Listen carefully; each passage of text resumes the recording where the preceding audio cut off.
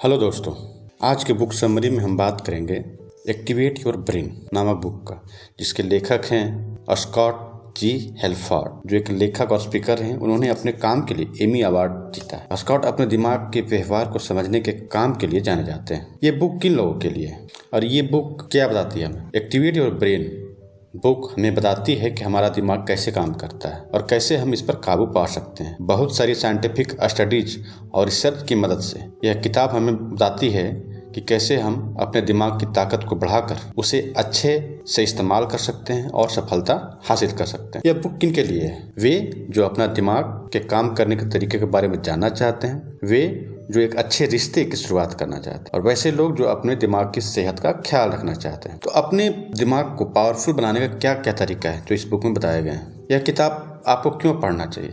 अपने दिमाग का इस्तेमाल करने का सीखने के लिए ये किताब आपको बहुत ही मदद करेगी। दिमाग शरीर का एक अहम हिस्सा है। हम रोज जो भी काम करते हैं उसमें दिमाग बहुत बड़ा भाग होता है, इसलिए ये बहुत जरूरी है कि हम इसके काम करने के तरीके के बारे में जानें और उस जानकारी की मदद से अपने दिमाग का ख्याल रखें। यह किताब हमें बताती है कि हमारा दिमाग किन किन भागों में बटा हुआ है, उन भागों का क्या नाम है। इस किताब की मदद से हम सीखेंगे कि कैसे हम अपने रिश्ते मजबूत बना सकते हैं। अंत में हम देखेंगे कौन कौन से तरीकों से अपने दिमाग को सेहतमंद और बीमारियों से दूर रख सकते हैं, जिससे दिमाग हमेशा लंबे समय तक साथ दे। इसे पढ़कर आप सीखेंगे कि वो क्या चीज है जो एक इंसान को जानवरों से अलग बनाता है। इच्छा शक्ति कैसे आपको सफलता दिलाने में मदद कर सकती है। नींद और आराम क्यों हमारे दिमाग के लिए जरूरी है। तो आइए हम बात करते हैं दिमाग के स्ट्रक्चर के बारे में। हमारा दिमाग 3 हिस्सों में बटा हुआ है। पिछले 20 सालों में हमने जो जानकारी हासिल की है उससे यह पता चलता है कि हमारे दिमाग को 3 भागों में बांटा जा सकता है, जिसमें से 2 भाग चिंपैंजी से मिलते हैं और 1 भाग में उनसे अलग करता है। आइए देखिए ये 3 भाग कौन कौन से, इसका क्या काम है। पहला है रेप्टिलियन ब्रेन। यह हमारे दिमाग का वह हिस्सा है जिसे हम काबू नहीं कर सकते। साइंस की भाषा में इसे वॉलंटरी पार्ट या फंक्शन बोल सकते हैं। यह दिमाग हमारे शरीर की जरूरतों के हिसाब से काम करता है। जैसे जब आपके शरीर में एनर्जी की कमी होने लगती है तब आपको भूख लगने लगती है। भूख का एहसास दिलाने का काम दिमाग का है, जिसे हम काबू नहीं कर सकते। अगर आप चाहें कि खाना खाने के बाद तुरंत बाद आपको फिर से भूख लगे तो आप ऐसा नहीं कर सकते। यानी शरीर के वो सारे काम जो शरीर ऑटोमेटिकली मेंटेन करता है उसको लेखक ने रेप्टिलियन ब्रेन का नाम दिया। उसके बाद आता है दूसरा मेमेलियन ब्रेन। दिमाग का वह हिस्सा जो हमारे आसपास मौजूद खतरे को भांपने का काम करता है। दिमाग के इस हिस्से की वजह से भावनाओं को महसूस कर पाते हैं, चाहे वो सकारात्मक हो या नकारात्मक। डर, गुस्सा, खुशी, दुख जैसे दूसरी भावना पैदा करने का काम दिमाग के इस हिस्से का है, यानी भावनात्मक माइंड जो है। और तीसरा है ह्यूमन ब्रेन। दिमाग का यही हिस्सा हमें दूसरे जानवरों से अलग बनाता है। इस हिस्से का काम होता है सूझबूझ से काम लेना, भावनाओं पर काबू पाना और अपने आसपास की चीजों को समझना। मेमेलियन ब्रेन और ह्यूमन ब्रेन एक साथ काम करते हैं। स्पष्ट शब्दों में कहें तो मन का भावनात्मक स्वरूप जो है, फंक्शन है, जो बुद्धि और मन का जो संयोग है, एक साथ काम करते हैं और समय और हालात के हिसाब से उसे काबू करते हैं। मान लीजिए आप किसी मीटिंग में हो, अचानक आपको एक पुराना चुटकुला याद आ गया। आप जोर से हंसने ही वाले थे कि आपको याद आ गया कि आप मीटिंग में हैं। यहाँ पर याद दिलाना का काम ह्यूमन ब्रेन ने किया। हमारे दिमाग के केमिकल हमें काबू करते हैं, लेकिन हम भी उनको काबू कर सकते हैं। क्या आपके साथ कभी ऐसा हुआ है कि आपने जोश में आकर फैसला किया हो कि अब से आप रोज जिम जाएंगे, लेकिन 2 दिन बाद आपका जिम जाने का मन नहीं करने लगा हो? हमारे दिमाग में मौजूद केमिकल्स की वजह से ऐसा होता है। आइए देखें केमिकल कौन कौन से हैं और इनका काम क्या है। दिमाग के केमिकल्स हमें खुशी महसूस करने में मदद करते हैं, जिनमें प्रमुख हैं डोपामाइन जो हमें आराम दिलाता है, न्यूरोपिनेफ्राइन हमारा किसी काम में इंटरेस्ट पैदा करवाता है। तीसरा है ऑक्सीटोसिन जो हमें दूसरों पर भरोसा करना और उससे रिश्ता बनाने में मदद करता है। फोर्थ है एड्रेनलिन और कॉर्टिसोल।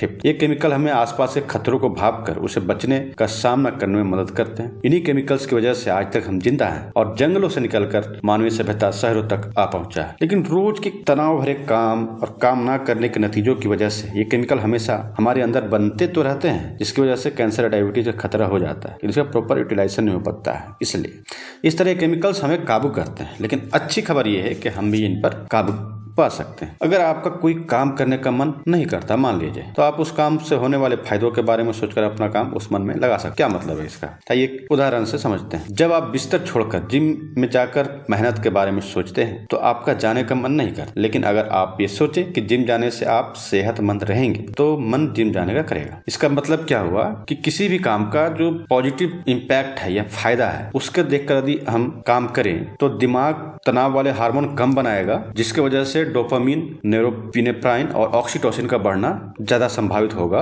और काम करने का मन लगेगा। आप खुद पर काबू पाकर हर हालत के लिए तैयार होकर अपनी खुशी को बढ़ा सकते हैं। तो सवाल होता है कि खुद पर काबू कैसे पाया जाए। अगर आप खुद पर काबू नहीं पा सकते तो आप खुश नहीं रह सकते। जिंदगी में उतार चढ़ाव आते ही रहते हैं। ये हमारी जिम्मेदारी है कि हम उसका सामना करें। इसलिए आप सबसे पहले अपने आप की जिम्मेदारी लेना सीखें। देखा जाता है कि लोग अक्सर अपने हालात के लिए दूसरों को दोष ठहराते रहते हैं। आपने लोगों को अक्सर कहते हुए सुना होगा कि सरकार अपना काम ठीक से नहीं कर, कंपनी मुझे प्रमोशन ही नहीं दे रही। ऐसे लोग सिर्फ अपने आप को छोड़कर सभी को बदलने की कोशिश करते हैं। इसलिए जरूरी है कि आप सबसे पहले खुद को बदले और खुद की जिम्मेदारी लें। ज्यादातर लोग हमेशा सिर में जीत, उनकी हालत उस मुर्गे की तरह होती है जिसके ऊपर हमेशा आसमान गिरता रहता है। उनके साथ ऐसा इसलिए होता है क्योंकि वे अपने आप को पूरी तरह से तैयार नहीं रखते। आप अगर कोई काम करने जा रहे हैं और आपको डर लग रहा है कि आपसे कुछ गलतियां हो जाएंगी, तो आप अपने आप को हर बुरे हालात के लिए तैयार कीजिए। आप उन गलतियों की एक लिस्ट बनाइए और हर गलती को सुलझाने का एक तरीका ढूंढिए। अपने आप को पूरी तरह से तैयार करके आप अपना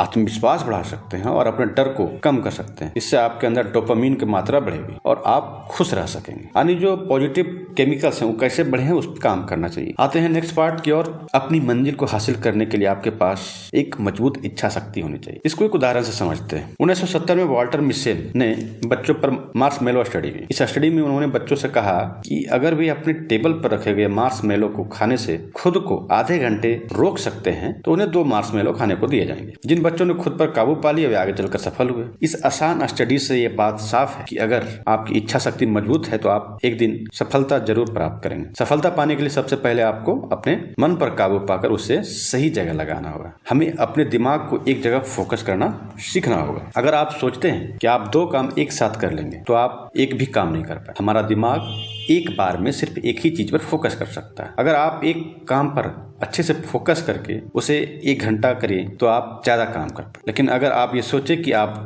2 काम एक साथ करेंगे तो आप 4 घंटे उस काम को समय देने पर भी 1 घंटे के बराबर काम नहीं कर पाएंगे। इसके अलावा काम में गलती करने की संभावना कई गुना बढ़ जाती है। इससे रिलेटेड एक स्टडी में पाया गया कि अगर आपके काम को दूसरे लोग देख रहे होंगे तो आप काम को अच्छे से करने की कोशिश करेंगे। इसलिए आप अपने काम के बारे में दोस्तों को या रिलेटिव को बताते रहिए, जिससे एक मन में डर रहेगा कोई हमें वॉच कर रहा है। जब कोई अपने आप को काम करता है तो प्रोक्रेस्टिनेशन का संभावना बढ़ जाती है, गलतियों की संभावनाएं बढ़ जाती है। सफलता हासिल करने के लिए आप अपने लक्ष्यों को छोटे छोटे भागों में बांट सकते हैं। उन छोटी सफलताओं को हासिल करने की कोशिश कीजिए। छोटी सफलताओं की आसानी से हासिल किया जा सकता है और इससे आपका कॉन्फिडेंस भी बढ़ेगा और जो बड़ा लक्ष्य है वो आसानी से पूरा होता है। नेक्स्ट पार्ट की ओर बढ़ते हैं कि ब्रेन हमें कैसे दूसरों से अच्छे रिश्ते बनाने में मदद करता है। इसमें सबसे महत्वपूर्ण भूमिका निभाता है ब्रेन केमिकल ऑक्सीटोसिन। एक एग्जांपल से देखते हैं। किसी नए स्कूल में जाने पर क्या आपको पहले ही दिन किसी से बात करने में थोड़ी घबराहट से होती है? ऑब्वियसली हर किसी को होता है। ऐसा इसलिए होता है क्योंकि हम दूसरे व्यक्ति के बारे में नहीं जानते। हमारा दिमाग अनजान लोगों के बीच होने पर खतरा महसूस करता है, लेकिन हम जब उनके बारे में अच्छे से जान जाते हैं तब हमारा दिमाग ऑक्सीटोसिन पैदा करता है, जिससे हम दूसरों पर भरोसा करते हैं। जब भी हम किसी नए व्यक्ति से मिलते हैं तो हर मुलाकात पर हमारे दिमाग में उसके लिए एक भावना पैदा, अगर उसकी बातें हमारे लिए आदत बन जाती है और उसके साथ रहने में हमें खुशी मिलती है तो हमारे अंदर ऑक्सीटोसिन बनने लगता है और हम उस व्यक्ति पर भरोसा करने लगते हैं। इसलिए किसी भी रिश्ते को मजबूत बनाने का सबसे अच्छा तरीका है आप सामने वाले के साथ हंसें, अच्छी बातें करें, कुछ आगे बांटें। आप दूसरों की मदद के लिए उनको धन्यवाद कीजिए, उनसे अच्छे बातें कीजिए, हमेशा उनके काम के लिए उन्हें शाबाशी दीजिए। एक अच्छी टीम में आपने देखा होगा कि लोग अक्सर अपने टीम वालों को हाई फाई देते हैं। ऐसा करने से उसके अंदर ऑक्सीटोसिन का बनना बढ़ जाता है और एक दूसरे पर भरोसा करके अच्छी टीम बना पाते हैं। इसी तरह रिश्ते बनाने का एक और अच्छा तरीका है कि आप सामने वाले की बातों को सुनकर उसे कोई अच्छा रिस्पॉन्स दे। जैसे कि अगर कोई आपके किसी दोस्त ने आपको अपनी किसी सफलता के बारे में बताया तो आप उसकी मेहनत और उसकी कामयाबी के लिए उसे शाबाशी दीजिए। अब बात करते हैं कि जो हासिल की कामयाबी है वो कैसे बढ़ाया जा सकता है। तो कभी भी दूसरों के साथ मिलकर हासिल की गई कामयाबी ज्यादा खुशी देती है। आपने वो कहावत तो सुनी होगी कि खुशी बांटने से बढ़ती है। ठीक वैसे ही अगर आप दूसरों के साथ मिलकर कोई काम करेंगे तो आपको उसमें मजा भी आएगा, सफलता मिलने पर ज्यादा खुशी मिलेगी।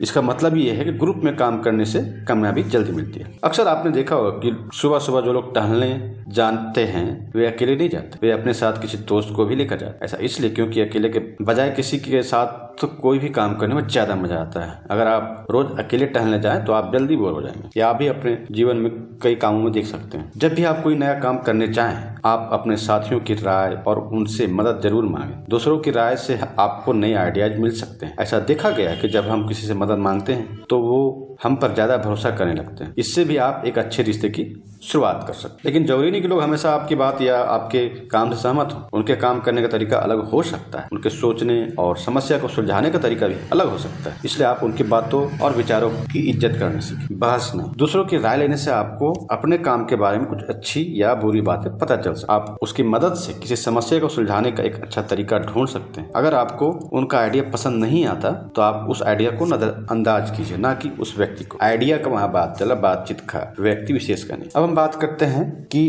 दिमाग का सेहत, जो बुक का थर्ड पार्ट है, उसको कैसे सुधार सकते हैं, कैसे उसे हेल्दी रख सकते हैं। तो अच्छा खाना खाकर, कसरत करके कोई भी अपनी और अपने दिमाग का सेहत सुधार सकता है। आपने कसरत से होने वाले फायदों के बारे में जरूर सुना होगा। आइए इसे किस तरह से एक अच्छी सेहत हासिल करने में मदद करती है समझते हैं। कसरत करने से हमारा दिमाग एक ब्रेन ड्राइव्ड न्यूरोट्रॉफिक फैक्टर नाम का केमिकल बनाता है, जिससे हमारे सेल्स रिपेयर होते हैं, दिमाग को बढ़ाने में मदद मिलती है और साइनेप्सिस के बीच का कनेक्शन मजबूत होता है। अर्थात ये जो केमिकल है ब्रेन ड्राइव्ड न्यूरोट्रॉफिक फैक्टर, तो इसके लिए एक्सरसाइज करना इंपॉर्टेंट है। आप मानसिक कसरत की मदद से ये फायदे पा सकते हैं। सुडोकू हो गया, क्रॉसवर्ड खेल सकते हैं। ये खेल हमारे दिमाग के लिए एक कसरत है जिससे हमारा दिमाग सेहतमंद रहता है। कसरत करने से हमारा दिमाग वो केमिकल पैदा करता है जिससे तनाव और बेचैनी कम होती है। खुशी का हार्मोन रिलीज होता है ज्यादा से ज्यादा। हमारे दिमाग को अच्छे से काम करने के लिए अच्छे खाने की भी जरूरत पड़ती है। इसलिए आप अपने खान पान पर खास ध्यान दें। अपने खाने में सही मात्रा में ग्लूकोज, फैट, प्रोटीन और दूसरे माइक्रो न्यूट्रिएंट जरूर लीजिए, जिससे आपका शरीर और आपका दिमाग अच्छे से काम कर सकते हैं। आप पैकेट के खाने से जितना ज्यादा दूर रहेंगे आपकी सेहत के लिए उतनी ही अच्छी होगी। आप फल खाइए, बेर खाने से आपकी याददाश्त अच्छी होगी, सेब खाने से आपका दिमाग तेज होगा, चॉकलेट खाने से हार्ट अटैक का खतरा कम होगा, मेवा खाने से आपकी चीजें लंबे समय तक याद रहेगी, यानी ब्रेन को हेल्प करती है। खाने के अलावा पानी भी बहुत जरूरी है। हमारे दिमाग का 75% भाग जो है पानी से बना होता है। इसलिए आप एक दिन में जितना पानी पी सके उतना पीजिए, कम से कम 3 लीटर। ब्रेन को हेल्दी बनाने का एक सबसे बड़ा फैक्टर है तनाव से छुटकारा पाना, स्ट्रेस, जिसके लिए सोना और आराम करना बहुत जरूरी है। क्या आप हमेशा तनाव में रहते हैं? क्या आप अपने काम पर सही से फोकस नहीं कर पाते? क्या आप किसी आसान काम में भी उलझ जाते हैं और उसे सुलझा नहीं पाते? अगर इस क्वेश्चन का आंसर हाँ है तो अब आपको नींद की जरूरत है। सोने से हमारा दिमाग कोर्टिसोल नाम का जो हार्मोन है वो बनाने का काम करता है, जिससे हमें तनाव से राहत मिलती है। आपका दिमाग भी आपके शरीर के जैसा ही है, ये काम करते करते थक जाता है, इसे आराम की जरूरत पड़ती है। इसलिए आप अच्छी मात्रा में नींद लें और इससे समझौता ना करें। अच्छी नींद लेने से हम बहुत सी बीमारियों से बचे रहते हैं, हमें चीजें लंबे समय तक याद रहती है और हमारा तनाव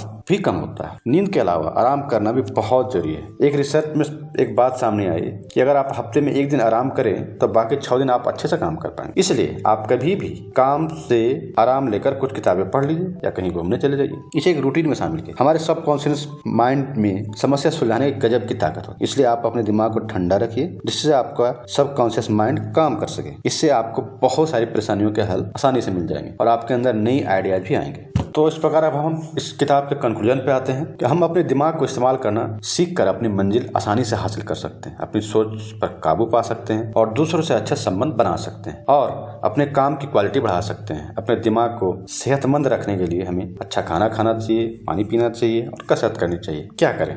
अपने दिमाग को सेहतमंद रखने के लिए हमेशा कुछ सीखते रहिए। जब हम कोई नई चीज सीखते हैं तो हमारा दिमाग न्यूरॉन के नए कनेक्शन बनाने लगता है, जिससे हमारा दिमाग सेहतमंद रहता है और डिमेंशिया से भी सुरक्षित रहता है। आप किसी नई चीज को सीखने के लिए उसे बार बार प्रैक्टिस कीजिए। अगर आप कोई नई भाषा सीख रहे हैं तो उसे बार बार लिखिए, पढ़िए और सुनिए। एक अच्छा ऑप्शन होता है कि यदि आप लैपटॉप या कंप्यूटर पर काम करते हैं और कोई जरूरी काम कर रहे हैं तो उससे में फोकस बनाने के लिए आप मोबाइल का नोटिफिकेशन हो या पॉपअप जिसको बोलते हैं कंप्यूटर पॉपअप बंद कर दीजिए। उससे क्या होगा कि आपका ध्यान जो है अपने काम पे लगा रहेगा और कोई नोटिफिकेशन का आने से वो भटकेगा नहीं। तो दोस्तों उम्मीद करता हूँ ये बुक समरी आपको अच्छा लगा होगा। आपको कैसा लगा जरूर बताएं कमेंट में और इस बुक समरी को अपने दोस्तों के साथ जरूर शेयर करें। धन्यवाद।